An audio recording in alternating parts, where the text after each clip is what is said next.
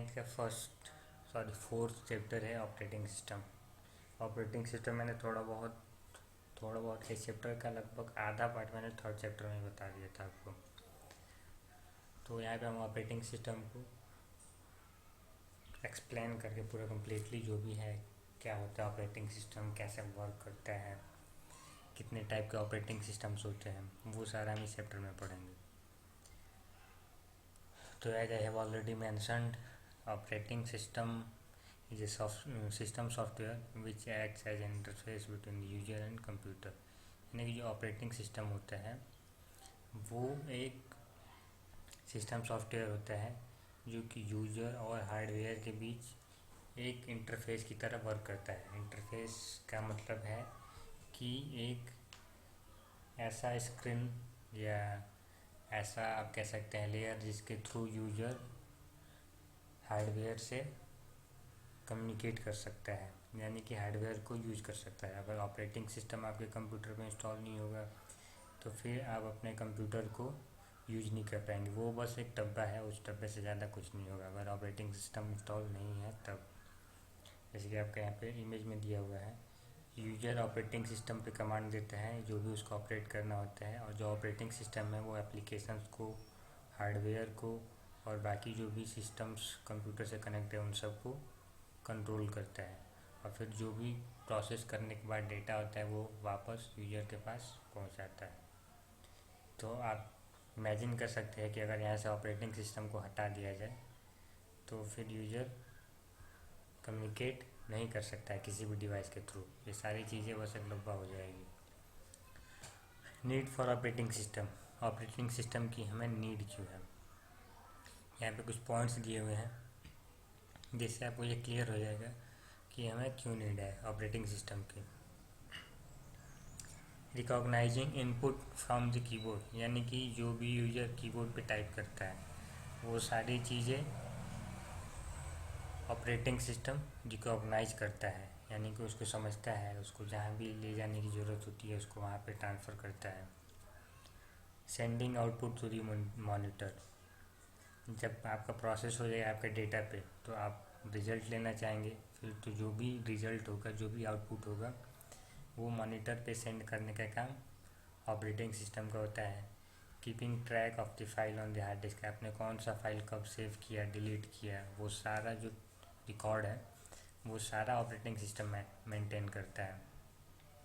Controlling peripheral devices such as disk drives, printers and scanners. Peripheral devices का मतलब है ऐसे डिवाइस जो एक वायर के थ्रू कंप्यूटर से कनेक्ट होती है, जैसे आपका प्रिंटर या फिर माउस या स्कैनर, जो भी चीज़ वायर के थ्रू कनेक्ट होती है कंप्यूटर से उसको पेरिफेरल डिवाइस कहते हैं। तो उन सारी चीज़ों को कंट्रोल करने का काम भी आपका ऑपरेटिंग सिस्टम का होता है। Operating system as a resource manager, यानी कि जो आपका ऑपरेटिंग सिस्टम है वो रिसोर्स मैनेजर की तरह वर्क करता है। कैसे करता है वो यहाँ पे एक्सप्लेन किया गया है। To keep track of available, यहाँ पे आपका दिया हुआ है कि बेसिक क्या ऑपरेशंस हैं, क्या मेजर वर्क्स हैं जो ऑपरेटिंग सिस्टम परफॉर्म करता है। To keep tracks of available resources, यानी कि जिस भी रिसोर्स को कंप्यूटर की नीड होती है उन सब का ट्रैक रखता है, यानी कि उन सब का रिकॉर्ड मेंटेन करता है। कौन सा रिसोर्स फ्री है, कौन सा रिसोर्स यूज में है और कितने देर बाद वो फ्री होगा। रिसोर्स का मतलब यहाँ पे आप ऐसा समझते हो कोई भी डिवाइस जिसकी प्रोसेसर को नीड है किसी प्रोसेस को कंप्लीट करने के लिए। जैसे कि अगर कंप्यूटर को प्रिंट करना है तो वहाँ पे जो प्रिंटर है वो रिसोर्स हो जाएगा। अब ऑपरेटिंग सिस्टम जो है वो ये ट्रैक करेगा कि आपका जो प्रिंटर है वो आपके प्रोसेस को कंप्लीट करने के लिए फ्री है कि बिजी है, यानी कि ऑलरेडी कुछ प्रिंट कर रहा है। अगर ऑलरेडी कुछ प्रिंट कर रहा है तो कितना टाइम लगेगा प्रिंट करने में, वो सारा रिकॉर्ड आपका ओएस मैनेज करता है। To decide which process has to be allotted a resource when and for how long, यानी कि जो भी प्रोसेस हो रहा है, अगर कोई प्रोसेस हो रहा है तो कौन से प्रोसेस को, मल्टीपल प्रोसेसेस हम एक टाइम पे एक साथ कर सकते हैं, आपको ये पता हो, तो कौन सा प्रोसेस अभी चल रहा है उस प्रोसेस को कब मेमोरी प्रोवाइड करना है, कितनी देर के लिए प्रोवाइड करना है, वो सारा डिसीजन आपका ऑपरेटिंग सिस्टम करता है। It takes help of some algorithms like first come first serve, shortest duration first, round robin etc। ये कुछ एल्गोरिथम है जिसके बेस पे वो डिसाइड करते हैं कि कौन से प्रोसेस को रिसोर्स या प्रोसेसर प्रोवाइड किया जाएगा। जैसे आपका फर्स्ट कम फर्स्ट सर्व है, इसमें क्या होता है कि जो प्रोसेस सबसे पहले आपने जो टास्क सबसे पहले कंप्यूटर को दिया है वो सबसे पहले कंप्लीट होगा, उसके बाद आपने जो दूसरा टास्क दिया था उस पर वर्क होगा। फिर यहाँ पे है शॉर्टेस्ट ड्यूरेशन फर्स्ट। इसमें क्या होता है कि जो आपका प्रोसेस है, आपने एक साथ बहुत सारे प्रोसेसेस दे दिए हैं कंप्यूटर को, तो वो क्या करता है कि शॉर्ट कर देता है। और जो सबसे शॉर्ट ऐसा प्रोसेस जिसमें सबसे कम टाइम लगेगा जिसको सॉल्व करने में या जिसको प्रोसेस करने में, उसको सबसे पहले ख़त्म किया जाएगा। और जो सबसे बड़ा प्रोसेस होगा जिसमें सबसे ज़्यादा टाइम लगेगा उसको सबसे लास्ट में परफॉर्म किया जाएगा। To allocate the resource to the process, यानी कि अब प्रोसेस को प्रोसेसर या जो भी रिसोर्स नेसेसरी है किसी प्रोसेस को कंप्लीट करने के लिए वो प्रोवाइड कराता है आपका operating system. To deallocate the resource after the allocated time over, यानी कि जितने टाइम के लिए रिसोर्स प्रोवाइड करवाया गया प्रोसेस को, जब वो टाइम ओवर हो जाएगा तो फिर वहाँ से रिसोर्स को लेके किसी और प्रोसेस को देने का काम भी आपका ऑपरेटिंग सिस्टम करता है। तो यानी कि जितने भी रिसोर्सेज हैं उन सबको मैनेज करने का काम आपका ऑपरेटिंग सिस्टम करता है, इसलिए इसको रिसोर्स मैनेजर भी कहा जाता है। Functions of operating system. Operating system basically क्या क्या प्रोसेसेस करता है, क्या क्या फंक्शंस करता है, वो सबसे पहला है आपका प्रोसेसर मैनेजमेंट। जैसा कि आपने यहाँ पे देखा सबसे पहले ये तो हालांकि रिसोर्स मैनेजर, यहाँ पे प्रोसेसर मैनेजमेंट में आपका रिसोर्स में बस प्रोसेसर आएगा। Processor is the most important resource of a computer, यानी कि जो प्रोसेसर है वो सबसे इम्पॉर्टेंट रिसोर्स है कंप्यूटर का। प्रोसेसर नहीं होगा तो फिर आपका कोई भी प्रोसेस कंप्लीट नहीं हो पाएगा। And many processor are running on a computer and each requires the processor, यानी कि आप एक साथ जैसे म्यूजिक भी प्ले कर रहे हैं, वीडियो भी प्ले कर रहे हैं, या फिर आप कोई फाइल रीड कर रहे हैं, साथ ही साथ नेट भी यूज कर रहे हैं आप, तो आप मल्टीपल प्रोसेसेस एक साथ यूज कर रहे हैं, तो उस केस में आपको ऑपरेटिंग सिस्टम ये डिसाइड करता है कि कौन से प्रोसेस को प्रोसेसर दिया जाएगा और कितनी देर के लिए दिया जाएगा। प्रोसेसर को एलोकेट करना, और जब एलोकेटेड टाइम ख़त्म हो जाएगा यानी कि कितने टाइम के लिए आपने उसने प्रोसेस को प्रोसेसर प्रोवाइड किया, जब वो ख़त्म हो जाएगा टाइम, तो फिर उस केस में वो उस प्रोसेसर को उस प्रोसेस से डी एलोकेट कर देगा, यानी कि वहाँ से प्रोसेसर को ले लेगा और फिर दूसरे प्रोसेस को प्रोसेसर प्रोवाइड कर देगा। अब यहाँ से प्रोसेसर ले के दूसरे प्रोसेस को प्रोवाइड करने का मतलब ये है कि प्रोसेसर उठ के एक जगह से दूसरी जगह नहीं जाएगा, आपका प्रोसेसर वहीं रहता है। जो प्रोसेस है वो आती है प्रोसेसर के पास, उस पर वर्क होता है, और फिर जैसे उसका काम हो गया या फिर जैसे उसका टाइम ख़त्म हुआ उसको किक आउट कर देगा, बाहर चला जाएगा प्रोसेसर के। फिर दूसरा जो वेटिंग लिस्ट में था वो प्रोसेस आएगा, उस पर वर्क होगा, फिर जैसे उसका टाइम ख़त्म हो जाएगा उसको किक आउट कर देगा, फिर जो नेक्स्ट प्रोसेस है वो अंदर आएगा प्रोसेसर में, उस पर प्रोसेस होगा। तो यहाँ पे प्रोसेसर मैनेजमेंट का ये वर्क होता है, ऑपरेटिंग सिस्टम ये करता है। Memory management. Operating system while acting as the memory manager device, which memory, how much memory and for how long the memory is to be allocated to the process, यानी कि process को कौन सी memory provide करवानी है, कितने देर के लिए provide करवानी है, वो सारा काम, वो सारा डिसीजन आपका ऑपरेटिंग सिस्टम करता है।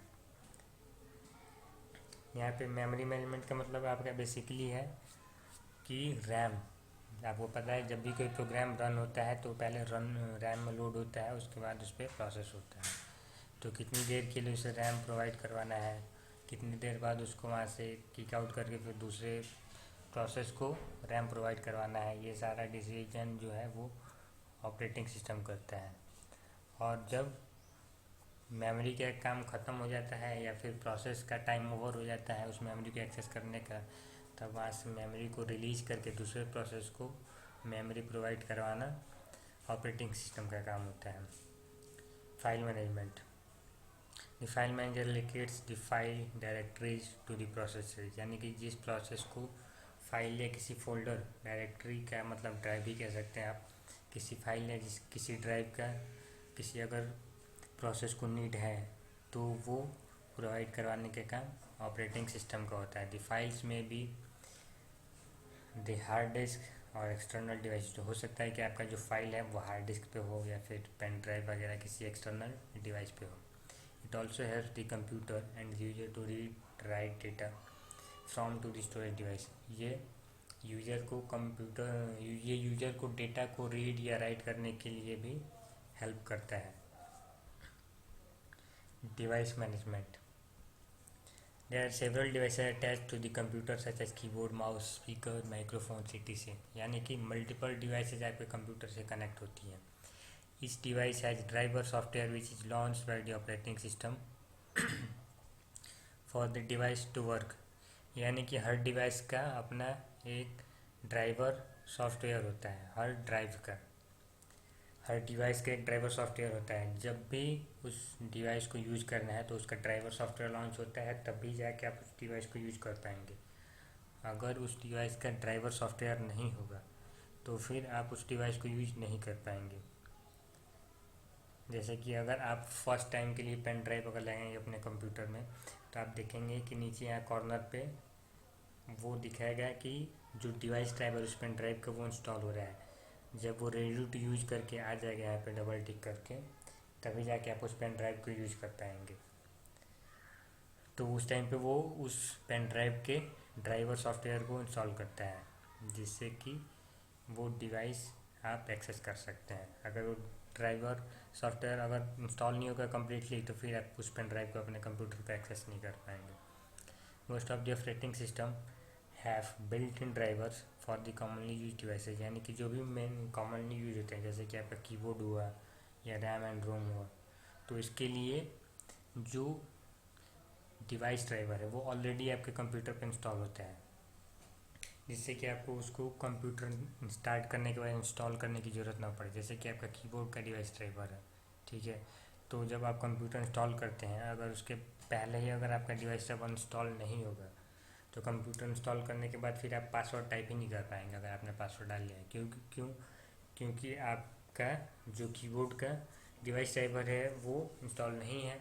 उस केस में फिर आप पासवर्ड नहीं डाल पाएंगे, फिर आप कंप्यूटर को एक्सेस नहीं कर पाएंगे।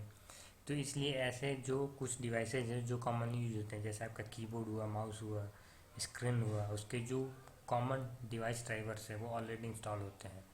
इसीलिए जैसे आप कंप्यूटर ऑन करते हैं तो इसके डिवाइस ड्राइवर ऑलरेडी इंस्टॉल होता है कंप्यूटर में। इसलिए जैसे ही कंप्यूटर स्टार्ट होता है, आपका जो कीबोर्ड है वो वर्क करना स्टार्ट कर देता है, तभी आप पासवर्ड टाइप कर पाते हैं और आप अपने डिवाइस को एक्सेस कर पाते हैं। Operating system, kernel and shell. Kernel and shell मैंने प्रीवियस चैप्टर में बताया था कि कर्नल जो होता है वो कंप्यूटर सिस्टम का न्यूक्लियस होता है, ऐसे कह सकते हैं। Central component of computer operating system, यानी कि जो ऑपरेटिंग सिस्टम होता है उसका सबसे सेंट्रल ऑपरेटिंग सिस्टम होता है, और sorry operating system central component होता है। The only job perform by the kernel is to manage the communication between software and hardware, यानी कि जो कर्नल का काम होता है वो बस इतना ही होता है कि हार्डवेयर और सॉफ्टवेयर के बीच जो कम्युनिकेशन होता है उसको कम्युनिकेशन करने में हेल्प करता है। It is the first program that is loaded into protected memory area during the booting process. Booting process का मतलब जब आपका कंप्यूटर स्टार्ट होता है तो जो भी आपके सॉफ्टवेयर्स हैं, जो भी आपके एप्लीकेशन है, वो सारा लोड होता है मेमोरी में, तो उस प्रोसेस को कहते हैं बूटिंग प्रोसेस। जब बूटिंग प्रोसेस होता है, यानी कि जब आपका कंप्यूटर स्टार्ट होता है, तो जो सबसे पहला प्रोग्राम लोड होता है कंप्यूटर की मेमोरी में वो होता है आपका kernel. It remains present in the memory till the system power is on, ये मेमोरी में तब तक रहता है जब तक कि आपका कंप्यूटर ऑन है। It use space to manage all the working system, जितने भी सिस्टम्स होते हैं कंप्यूटर में वो सारा मैनेज करने का काम कर्नल का होता है, जैसे कि process management, memory management, device, ये सारा मैंने अभी ऊपर एक्सप्लेन किया था। तो इसलिए मैं बस ये बता दे रहा हूँ। जैसे input output management, input output IO का मतलब यहाँ पे आपको पता होना चाहिए कि इनपुट आउटपुट होगा, यानी कि जो भी इनपुट आउटपुट डिवाइसेज है उनको मैनेज करने का काम आपका कर्नल का होता है। Kernel is at the nucleus of computer and makes communication between hardware and software possible. यानी कि जो कर्नल है वो आप ऐसे कह सकते हैं जैसे एटम का न्यूक्लियस होता है, वैसे ही आपका जो कर्नल है वो ऑपरेटिंग सिस्टम का न्यूक्लियस की तरह होता है, जो कि हार्डवेयर और सॉफ्टवेयर के बीच कम्युनिकेशन को पॉसिबल बनाता है। अगर कर्नल नहीं होगा तो हार्डवेयर और सॉफ्टवेयर कम्युनिकेट नहीं कर पाएंगे, फिर आप उस कंप्यूटर को यूज नहीं कर पाएंगे। It controls and manages all the primary task of OS, यानी कि ऑपरेटिंग सिस्टम का जो भी प्राइमरी टास्क होता है वो सारा मैनेज करने का काम और कंट्रोल करने का काम आपका कर्नल करता है। जैसे यहाँ पे फिगर में आपको समझ में आएगा, यूजर और यहाँ से आपका जो भी है ये सारा कंप्यूटर का पार्ट है। तो यूजर कीबोर्ड, माउस या मॉनिटर के थ्रू, मॉनिटर का मतलब टच स्क्रीन के थ्रू आप कह सकते हैं, डिवाइस को कमांड देता है। अब कमांड देने का काम कैसे होता है? सेल के थ्रू होता है। सेल मैंने बताया था कि यूजर इंटरफेस होता है जिसके थ्रू आप अपने कमांड्स को ऑपरेटिंग सिस्टम के अंदर पहुंचाते हैं। तो पहले आप सेल के थ्रू इंटरेक्ट करते हैं कंप्यूटर से, फिर वो सेल से जो भी कमांड है या जो भी डेटा है वो जाता है कर्नल के पास, और कर्नल उस डेटा को या उस प्रोसेस को पहुंचाता है हार्डवेयर के पास, उसको रिसोर्स प्रोवाइड करवाता है, जो भी चीज़ें उस प्रोसेस को कंप्लीट करने के लिए चाहिए वो सारा प्रोवाइड करता है कर्नल उसको। और जब वहाँ से कंप्लीट हो जाता है फिर आता है कर्नल के पास, और कर्नल के थ्रू फिर आता है सेल के पास। सेल का मतलब कि आपका जो यूजर इंटरफेस है, यूजर इंटरफेस जैसे कि आपकी स्क्रीन पे जो कुछ भी डिस्प्ले हो रहा है वो सारा आता है यूजर इंटरफेस के अंदर। तो आपने अगर कुछ दिया प्रोसेस करने के लिए तो आपको उसका आउटपुट देखना होगा, तो आता है सेल के पास सेल, और सेल के थ्रू आता है फिर मॉनिटर के पास, तब जाके आप उस आउटपुट को देख पाते हैं। कर्नल हमने पढ़ लिया। सेल, सेल मैंने प्रीवियस चैप्टर में बताया था कि इंटरफेस होता है, यानी कि आपके स्क्रीन पे जो कुछ भी दिख रहा है, आइकन्स, कर्सर, एरो, जितनी भी चीज़ें दिख रही हैं वो सारा आपका आता है यूजर इंटरफेस के अंदर। जो यूजर इंटरफेस होता है वो दो टाइप का होता है, GUI एंड CLI। GUI का मतलब ग्राफिकल यूजर इंटरफेस, यानी कि ग्राफिक पे बेस्ड होगा, और CLI का मतलब कमांड लाइन पे बेस्ड होगा। इसको कहीं कहीं CUI भी लिखा जाता है, यानी कि कैरेक्टर यूजर इंटरफेस। सबसे पहला देखते हैं command line interface. Command line interface में क्या होता है कि आपको,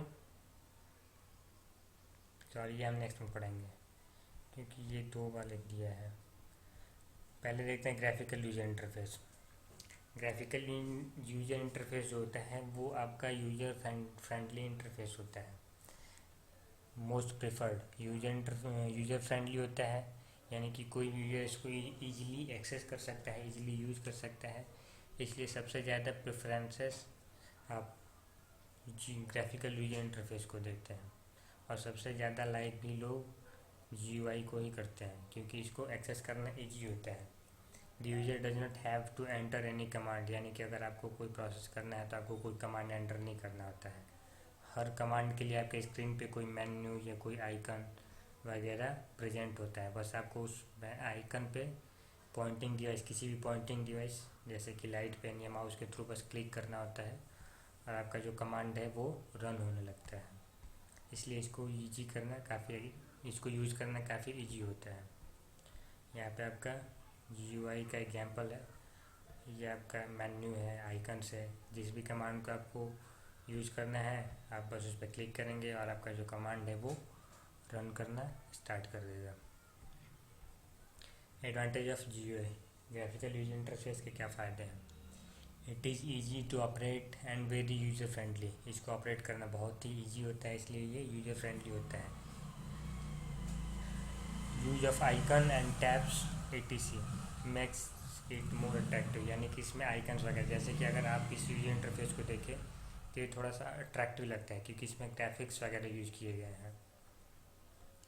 no prior knowledge of syntax of command is required, यानी कि इसमें आपको कमांड एंटर नहीं करना होता है, तो इसलिए आपको कमांड की पहले से कोई नॉलेज की जानकारी या किसी कमांड को याद करने की ज़रूरत नहीं होती। प्रायर नॉलेज का मतलब है कि पहले से पता होना।